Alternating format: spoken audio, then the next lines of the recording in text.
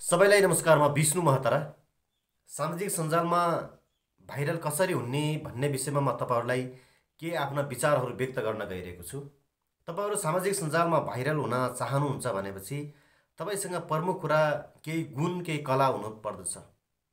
यदि तपाईँसँग राम्रा विशेषताहरू, राम्रा गुणहरू, राम्रो कला भएन भने तपाईँ भाइरल हुन सक्नु हुँदैन।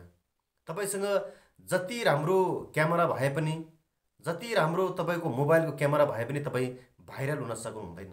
त्यो भाइरल बन्नका लागि तपाईँसँग राम्रो डान्स गर्न सक्ने तपाईँसँग कला हुनुपर्दछ। तपाईँले राम्रोसँग साहित्य सिर्जना गर्न सक्ने त्यो कला हुनुपर्दछ। त्यति मात्र होइन, प्रकृतिको काखमा गएर राम्रो राम्रो प्रकृतिलाई तपाईँको क्यामेराले खिचेर सामाजिक सञ्जालमा तपाईँले राख्न सक्नुभयो भनेपछि, सन्देशमूलक प्रकृतिको कुरालाई तपाईँले व्यक्त गर्न सक्नुभयो भनेपछि तपाईँ भाइरल हुन सक्नुहुन्छ। त्यति मात्र होइन, तपाईँ आर्थिक हिसाबले राम्रो हुनुहुन्छ भने गरिब दुखीलाई तपाईँले सहयोग गर्नुहोस्। त्यसले दुईवटा फाइदा गर्छ। तपाईँ गरिब दुखीले पनि केही सेवा पाउँछन्, केही सेवा प्राप्त गर्छन्। तपाईँले केही दान दिएको तपाईँलाई पुण्य काम पनि गर्नुहुन्छ, तपाईँलाई धर्म पनि लाग्छ। अर्को कुरा, तपाईँको भिडियो पनि भाइरल हुन्छ। यसरी पनि भाइरल बन्न सकिन्छ। पछिल्लो अवस्थामा अहिले सामाजिक सञ्जालमा भाइरल हुनका लागि आफूसँग राम्रो कला भन्दा पनि चर्ती कला देखाएको हुन्छ। त्यो चर्ती कलाले न तपाईँलाई राम्रो गर्छ, न तपाईँको समाज, न तपाईँका आमा बुवा परिवारलाई कसैलाई राम्रो गर्दैन। हामीले देखाउने कला भनेको त यस्तो हुनुपर्दछ कि समाजलाई केही सन्देश दिन सक्ने खालको, समाजलाई सही बाटोमा हिँडाउने खालको।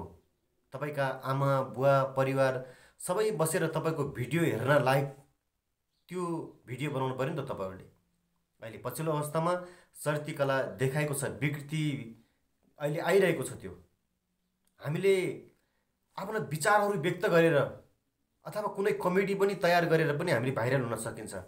समाजमा सामाजिक, सांस्कृतिक, राजनैतिक, आर्थिक विभिन्न खालका विकृति, विसङ्गति, अन्याय, अत्याचार, शोषणहरू चलिरहेका छन्।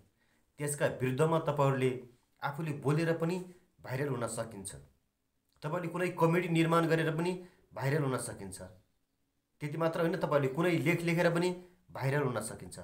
भाइरल बन्नका लागि के चर्ती कला देखाउनै पर्छ? हामीले अङ्ग प्रदर्शन गर्नै पर्दछ।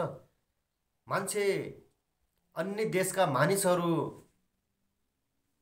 विश्व हल्लाउन लागिसके विभिन्न विज्ञानको प्रयोग गरेर। हामी पनि यहाँ चर्ती कला हल्लाइरहेका छौँ। यस्तो खालको काम चाहिँ गर्नु हुँदैन। हामीले देखाएको कलाले त हाम्रो भोलिको पुस्तालाई पनि त केही माथि उक्लिने बाटो अथवा उन्नति र प्रगति लैजाने खालको, हामीले गरेका क्रियाकलापहरू अनुसरण गर्ने खालको हुनुपर्दछ। अहिले पछिल्लो अवस्थामा एकदमै विकृति चलिरहेको छ भाइरल हुने नाममा। तपाईँहरू अथवा भन्नुहोस् न, तपाईँले अर्ग्यानिक खानेकुरा खानुहोस्, गाउँमा सिस्नो छ, फापर छ भनेर तपाईँहरूले ती कुराहरू पनि व्यक्त गरेर तपाईँ भाइरल हुन सक्नुहुन्छ। अहिले धेरै मान्छेहरूले विषादी खाइरहेका छन्। अर्ग्यानिक खाँदा अथवा सिस्नो खाँदा तपाईँको स्वास्थ्यलाई यो राम्रो हुन्छ, अथवा अर्को कुनै चिज अर्ग्यानिक चिज खाँदा तपाईँको स्वास्थ्यलाई यो राम्रो हुन्छ भनेर तपाईँले पनि भिडियो गराउन सक्नुहुन्छ। यसरी पो भाइरल हुने होला नि त। अनि चर्ती कला देखाएर, विकृति देखाएर भाइरल हुने त्यति राम्रो कुरा हुँदैन।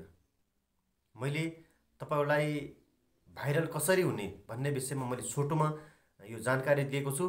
तपाईँको राम्रो क्यामेरा, राम्रो क्वालिटीको मोबाइल भएर मात्र तपाईँहरू भाइरल हुन सक्नु हुँदैन। तपाईँ भाइरल बन्नका लागि तपाईँसँग कला हुनुपर्छ, तपाईँसँग राम्रो विशेषताहरू हुनुपर्दछ। तपाईँले दिएको कलाले समाजलाई सही बाटोमा हिँडाउने खालको हुनुपर्दछ। तपाईँहरूले यो भिडियो हेरेर प्रतिक्रिया दिनुहोला। धन्यवाद, नमस्कार।